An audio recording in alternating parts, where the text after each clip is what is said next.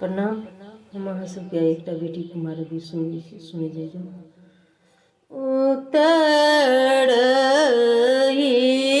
राज सजेल एक जोगी बसी गेला हेमंत ऋषि के दुआरी।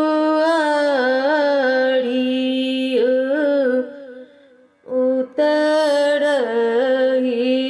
राज सजेल एक जोगी बसी गेल हेमंत ऋषि के दुआरी। भिखल बहर भेलन मातो मनाएन लिया भिख छोड़ू न दुआरी। मुख नहीं बाजै जोगी भिख नहीं लेबा नहीं छोड़ै हमारो दुआरी। मुख नहीं बाजै जोगी भिख नहीं लेबा नहीं छोड़ै हमारो दुआरी। लिया जोगी छोड़ू न दुआरी।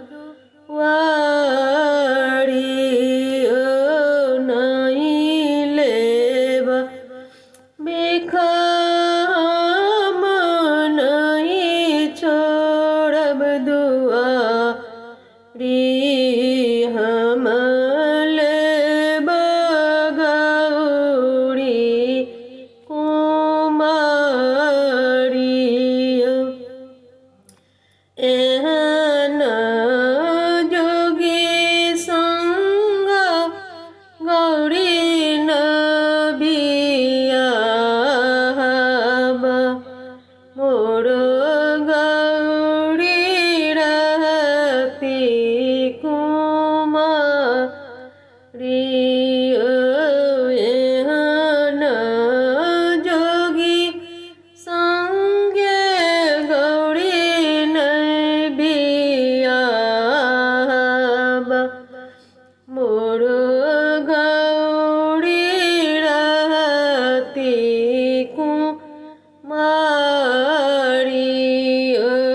तोड़ी देबा जटालट तोड़ी देबा मुंड माला तोड़ी देबा हाथ के डमरू है।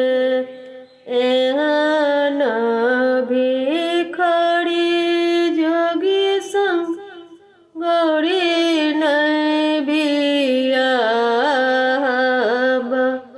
मोर गौरी रहत कुमारी। एहन भिखारी जोगी संग गौरी नहीं बियाहबा मोर गौरी रहत कुमारी। दृढ़ धरू धैर्य धरू मातु हे मना